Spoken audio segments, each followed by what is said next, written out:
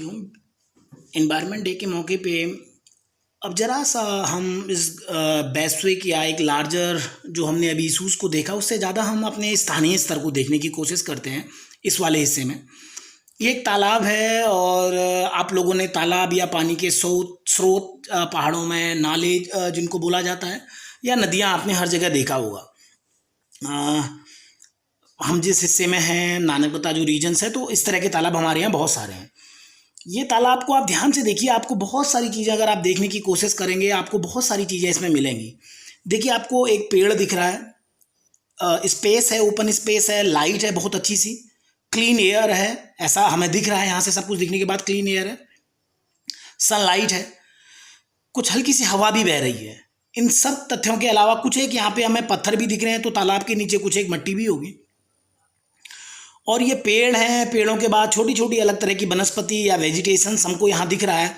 और बहुत सारी चीज़ें इस तालाब के अंदर होंगी। क्या हो सकती हैं? बहुत सारे रेप्टाइल्स हमारे सराउंडिंग में जो तालाब है यहाँ पे कछुए, मगरमच्छ, सांप, ये सब कुछ होते हैं, हम लोगों के घरों तक आ जाते हैं। ठीक है, ये मछलियाँ तो चलो ठीक ही है, तालाब में होती हैं। उसके अलावा आप देखोगे तो आप देखिए कुछ अलग तरह के आपको प्लांट्स दिख रहे हैं। ये कुछ तैरते हुए प्लांट्स दिख रहे हैं, ये सिर्फ और सिर्फ तालाब में ही या इस तरह के रुके हुए पानी में ही होते हैं। और जैसे जैसे आप तालाब के अंदर जाएंगे तो आपको और सारे बहुत सारे पौधे अलग अलग तरीके के दिखेंगे जो सामान्यतः ज़मीनी सतह पे या बिना पानी के नहीं होते। ठीक है, ये कुछ एक अलग तरह के प्लांट्स आपको दिख रहे हैं, ये भी वाटर में ही होते हैं, चाहे वो कमल का फूल हो या पानी के ऊपर तैरने वाले, आप जहाँ भी आपने वाटर बॉडीज़ देखी होगी इसमें देखिए, हाँ इस तरह के प्लांट्स बहुत मिलते हैं हमें।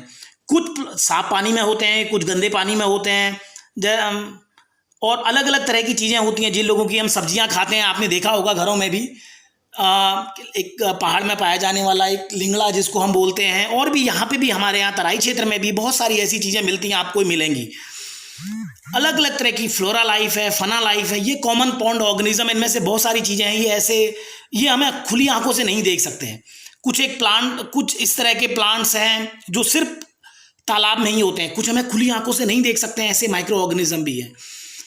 ये सारी चीज़ें बताने का एक कारण है आपको। हम इन्वायरमेंट किसे कहते हैं? हम अपनी सराउंडिंग को इन्वायरमेंट कहते हैं। ये एक तालाब का इन्वायरमेंट है, ये तालाब का इकोसिस्टम भी है, और इन सब की एक दूसरे पे डिपेंडेंसी है। एनिमल की, प्लांट की, यानी फ्लोरा फना की, फिजिकल थिंग्स की, यानी जो वाटर की अवेलेबिलिटीज़ है वहाँ पे, जो हमारे सराउंडिंग में वाटर्स के अलावा सनलाइट से एयर है, उन सब चीज़ों की अपने आप में उनका एक रिलेशनशिप है। इसी तरह से हम ये एक इकोसिस्टम बनाते हैं और एक डिपेंडेंसी है। इनमें से कोई भी अगर एक कंपोनेंट कम हो जाए तो शायद तालाब का एग्जिस्टेंस खत्म हो जाएगा। उनके बीच में फूड चेन है, उनके बीच में डिपेंडेंसीज है, और एक दूसरे का होना एक दूसरे के लिए बहुत ज़्यादा इंपॉर्टेंट है। तो इस तरह से एक प्रकृति ने, हमारे नेचर ने एक अरेंजमेंट किया है, सेटअप किया है, और ये इक्विलिब्रियम है, ये एक बैलेंस है, ये बिल्कुल एक सिस्टमैटिक तराजू के दो पलड़ों की तरह चल रहा है। अगर इसमें से कुछ एक भी अगर गड़बड़ होगा, अगर इस सपोज इस तालाब में ज़्यादा मगरमच्छ आ गए तो वो सारी मछलियों को खा जाएंगे, मछलियाँ खत्म हो जाएंगी तो और छोटे कीड़े ज़्यादा बढ़ सकते हैं, पानी गंदा हो सकता है। या अगर यहाँ पे शिकारी ज़्यादा आके यहाँ पे अगर हमने कुछ पोल्यूटेड चीज़ें डाल दी, अगर ये वाटर क्लीन नहीं है तब भी ये तालाब खत्म हो जाएगा। ये जो छोटी सी चीज़ इस तालाब के इकोसिस्टम्स पे लागू होती है, इसके अराउंड, इस इन्वायरमेंट पे लागू होती है, वही हमारी पूरी धरती के लिए। इसी तरह से अमेजन रेन फॉरेस्ट है, आप लोगों ने पढ़ा होगा, क्लास 7th में हम अमेजन रेन फॉरेस्ट पढ़ते हैं ना। दुनिया का सबसे ज़्यादा बायोडाइवर्सिटी, दुनिया का हृदय इसको बोला जाता है, फेफड़ा बोला जाता है, लंग्स ऑफ द अर्थ। 14 देशों में लगभग फैला हुआ, सबसे बायोडाइवर्सिटी के लिए, जैव विविधता, जैसे हम लोगों के जश्न बचपन या हमारी क्लास में जो विविधता है, हम अलग अलग तरह के बच्चे हैं, अलग अलग बैकग्राउंड्स के, अलग अलग उम्र के, ये बिल्कुल प्राकृतिक चीज़ है। और नेचर की सिलेक्शन प्रोसेस में वो प्राकृतिक चीज़ें बनी हुई हैं। अगर ये विविधता नहीं रहेगी तो हमारी धरती भी रहने के लिए सूटेबल नहीं होगी। तो अगर आपकी सराउंडिंग में, हमें अर्थ को ऐसे भी समझना है, अगर आपकी सराउंडिंग में ज़्यादा चिड़ियाएँ हैं, अगर आपके घर में सांप आते हैं, आपके घर में अलग अलग पक्षियाँ आते हैं, तो इसका मतलब आप जहाँ पे रह रहे हैं वो इन्वायरमेंट बहुत सेफ है, सिक्योर है, और उसमें लिविंग की पॉसिबिलिटीज़ बनी हुई है। इसी तरह से अमेजन्स इन देशों में फैला हुआ है, पता है, इक्वाडोर, कोलंबिया, वेनेजुएला, और ब्राज़ील सबसे इम्पोर्टेंट पार्ट है, बोलिविया, पेरू, इन सारे देशों में आपका ये अमेजन दुनिया का सबसे घना जंगल कह सकते हो, बायोडाइवर्स रीजन है, इसका भी एक इकोसिस्टम है। हमने दो एग्जाम्पल इसलिए लिए, एक लोकल और एक वहाँ की, हम अपने हिमालय इकोसिस्टम को समझें जो हमारे देश और ज़्यादातर हम लोग उस पर डिपेंडेंट हैं। हिमालय इकोसिस्टम्स लगभग 3000 किलोमीटर का आपका एरिया है और कहीं 250 किलोमीटर है यहाँ से यहाँ अगर आप देखोगे, और यहाँ कम हो जाता है 40 से 50 किलोमीटर, इस तरह का कर्व है। यहाँ इस पठार पे कब होता है और यहाँ एक कर्व है। ग्रेट हिमालय इसको बोला जाता है, पहले को, दूसरे को मध्य हिमालय या हिमाचल और तीसरे को शिवालिक। इस तरह से हमारा हिमाचल है, दुनिया की सबसे ऊंची शिखर है, फोल्ड माउंटेन्स है, नया बना माउंटेन है, दो प्लेटों के टेक्टोनिक प्लेट्स के आपस में मिलने के कारण, और अभी तक ये इसमें स्थायित्व तो नहीं आया है। लेकिन बहुत इंपॉर्टेंट इकोसिस्टम है हमारा हिमालय। भारत है, इसमें बहुत सारे देश हैं, भारत है, चीन का हिस्सा आता है एक हद तक, नेपाल है, भूटान है, आपका म्यांमार तो नहीं आ पाएगा, भूटान है, नेपाल है, भारत है। तो ये सारे देश हैं मिलके, ये पूरा का पूरा ये आपका हिमालय आता है। दूसरी तरह से इसको देखने के समझ में कोशिश करते हैं, अगर हिमालय ना होता तो शायद ये पॉसिबल था कि यहाँ से इंडियन ओशियन से चलने वाला जो साउथ वेस्ट मानसून है वो बाहर चले जाता और भारत में बारिश नहीं होती।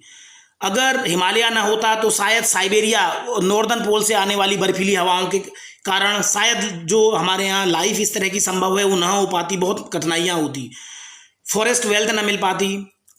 3 महत्वपूर्ण रिवर जो साउथ एशिया को बसाती हैं, इंडियन सब कॉन्टिनेंट को बसाती हैं, बनाती हैं, इस्टेब्लिश करती हैं, इंडस हिमालय से निकलती है, गैंगीज और गंगा की सहायक नदियां हिमालय से निकलती हैं जिनमें यमुना भी शामिल है, और आपकी ब्रह्मपुत्रा वो आपकी हिमालय से निकलती हैं।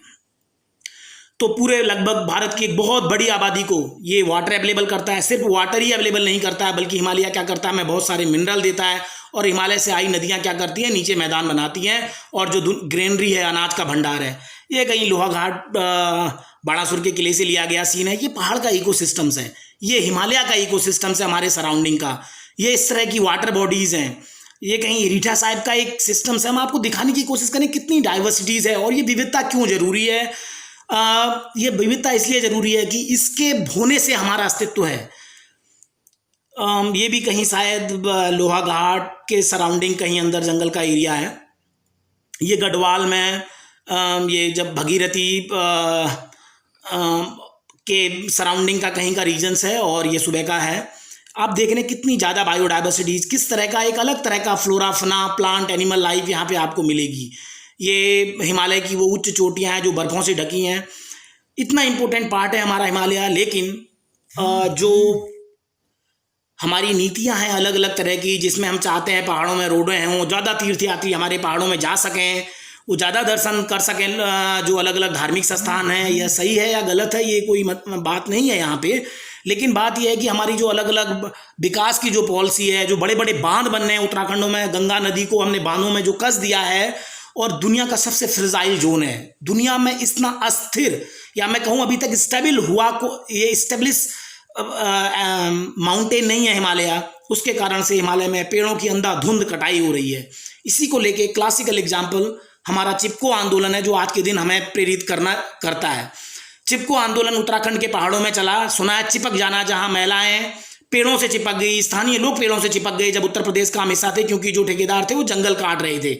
सुंदरलाल बहुगुणा जी, कॉमरेड गोविंद सिंह रावत, चंडी प्रसाद भट्ट, गौरी देवी, इन लोगों के नेतृत्व में यह आंदोलन चला, और इसका घोष वाक्य था, क्या है जंगल के उपकार, मिट्टी, पानी और बयार हवा, मिट्टी, पानी और बयार जिंदा रहने के आधार। ये हमारे जिंदा रहने के आधार हैं, सबसे महत्वपूर्ण चीज़ें यही हैं। इस आंदोलन का प्रभाव ये पड़ा, जिसके बारे में डॉक्टर शेखर पाठक कहते हैं कि भारत में 1980 का वन संरक्षण अधिनियम और यहाँ तक कि केंद्र सरकार में पर्यावरण मंत्रालय का गठन भी चिपको की वजह से संभव हो पाया है। आज आपको देखना चाहिए, डाउन टू अर्थ पे कुछ आर्टिकल्स हैं, आपको देखना चाहिए कि अभी, या हृदय जोशी ने भी एक आर्टिकल लिखा है, अगर आप देख सकें कि अभी हमारी सरकार की क्या पॉलिसीज है इन जंगलों को लेके। ऑल वेदर रोड एक प्रोग्राम्स है उसको लेके, और हम इतने फ्रेजाइल जोन जहाँ कभी भी 5 या 4 जो हमारा तीव्रता का जो सबसे खतरनाक संभावित भूकंप संभावित क्षेत्र है उसमें है, वहाँ पे हमारी क्या पॉलिसीज है, हमें ये समझने की जरूरत है। ये आपका वर्क है। इसी तरह से एक और प्रेरित करने वाला आंदोलन है बीज बचाओ आंदोलन।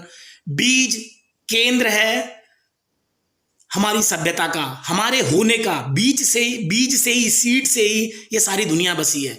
लेकिन समस्या क्या आई है कि धीरे धीरे स्थानीय बीज खत्म हो रहे हैं, बायोडाइवर्सिटीज खत्म हो रही है। एक तरह के बाजार से बने हुए बीज या बाहर से लाए गए बीज लाए जा रहे हैं, इसका हमारी बायोडाइवर्सिटीज़ पे, हमारी जैव विविधता पे असर पड़ रहा है। तो 1990 के दौरान फिर उत्तराखंड ने यहाँ पे लीड किया। लीड करना इसलिए भी ज़रूरी है क्योंकि सबसे फ्रजाइल जोन है। गांधीवादी कार्यकर्ता जो धूम सिंह नेगी जी और कुंवर प्रसन्न और विजय जरधारी जी थे, उन्होंने टेहरी गढ़वाल में हेवल घाटी में आंदोलन शुरू किया कि बीजों को बचाया जाए, स्थानीय बीजों को लेकर एक आंदोलन चलाया। तो इसी वीडियो के साथ, इसी बीज बचाओ आंदोलन और चिपको आंदोलन के साथ हम आज की बात समाप्त करते हैं। धन्यवाद।